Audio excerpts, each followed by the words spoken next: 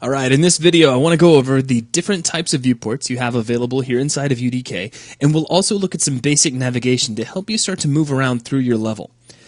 Now, currently it's a little hard to tell what's going on because we have a blank scene.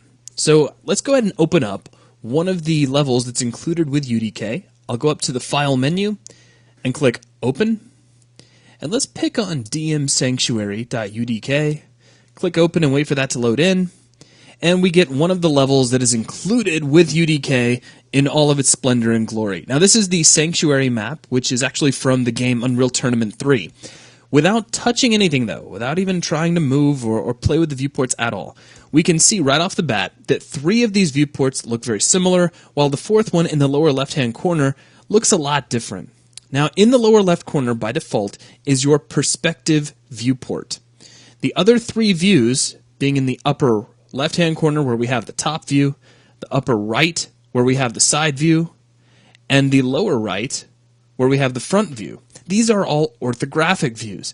Now the key difference between the two, aside from the fact that the perspective view currently shows all of our lighting and texture information and all in all looks pretty cool, the big difference, the important thing you need to remember, is that the perspective view shows 3-dimensional depth. You actually get a sense of how far away something is, where in the perspective views you get no sense of depth whatsoever. They're like schematics or elevation drawings, where each object, no matter how close or far away it is from the camera, will always appear at the same size. You get no sense of foreshortening. Now, let's talk just briefly about navigating these views. Now, to make things a little easier to see, I'm going to click down here in my perspective view in the lower left-hand panel, and I'm going to tap the G key to go into game mode. And what that's going to do is hide away any unnecessary actors that I don't want to see right now. Basically, this gives us a representation of what the level looks like when the player is going to be moving around in it. Now, to get around here inside the perspective view is very easy. I'm just going to hold down the left mouse button, and as I drag forward, you'll see the camera slides forward. As I drag back, the camera slides backward. If I drag to the left, the camera turns to the left. As I drag to the right, the camera turns to the right. So while you're holding down the left mouse button, you already have a lot of power to fly around and see this level from many different angles. It's kind of like driving a car around on a single plane. I mean, not really, because you can turn in a circle without moving, but it's similar. Now, if I drag with the right mouse button, this is kind of like rotating a camera that's on a pivot. So as I drag forward, I look up. As I drag back, I look down. If I drag to the left, I look left. If I drag to the right, I look to the right. This is very much like turning your head on your neck, except, if you want to, you can turn a full 360 degrees.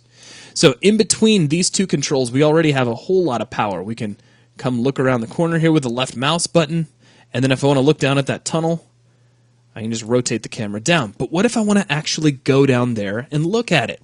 To move the camera vertically, we can hold down the left and right mouse buttons together. So as I do that and drag back, I can move the camera down. If I drag forward, I can move the camera up. If I drag left, I slide the camera left. If I drag right, I slide the camera right. So between these two buttons, just holding down left, just holding down right, or holding down left and right together, you have complete control over moving all the way around your scene 3-dimensionally. So just real quick review. Left mouse button allows for forward, back, and turning motion. Right mouse button allows you to rotate left, right, up, and down. And left and right together allows you to slide up, slide down, slide left, and slide right.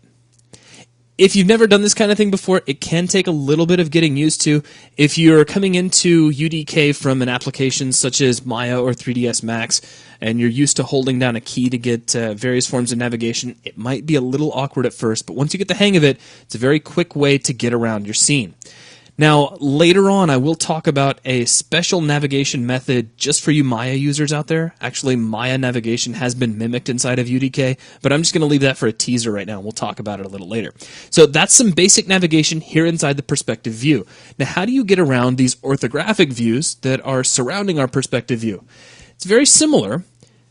If we drag with the left mouse button, now I'm picking on the top viewport, which by default is in your upper left-hand corner. If we drag with the left mouse button, we can pan this around. It's kind of like grabbing a hold of the view and just sliding around as if it were a piece of paper. If I drag with the right mouse button, I do the same thing. So left and right are going to do essentially the same job here, where if we drag down, or actually if we drag backward toward yourself, you're going to be sliding the view down, push away, and you're going to be sliding the view up, and then left and right. It's very intuitive once you actually try it out. Now, if you hold down left and right together, so the left and right mouse button, and you pull back towards yourself, you're going to zoom in. If you hold down left and right together and push away, you're going to push the view away. It's kind of like zooming out. They're not really like zooming because you're actually moving the camera. So that is a quick look at orthographic navigation. Now this is going to be the same for all three of the other views. So as we drag around with left mouse, right mouse does the exact same thing. Left and right together allow us to zoom in and out. And between just those buttons, you have full power to get all the way around your scene. Now, that's it for your basic navigation. That's really everything you need to get wherever it is you want to go. I do want to mention this, though. Most folks, especially visual people, are going to be more drawn toward the perspective view. And this is just something I've noticed just, as being a teacher. You gotta love the perspective view. It's so beautiful. It gives you a quick, instant gratification view of what your level's going to look like. But don't discount the orthographic views. They're great for precision placement of objects. You can use the top view to get an object oriented exactly where you want it to be, and then use a side view to slide it down exactly to the level it needs to be placed. Great for precision work. So be sure to make yourself use all of the viewports, because as you do that, you're going to see the strength that each viewport has. So that'll wrap things up for this video. Thanks a lot.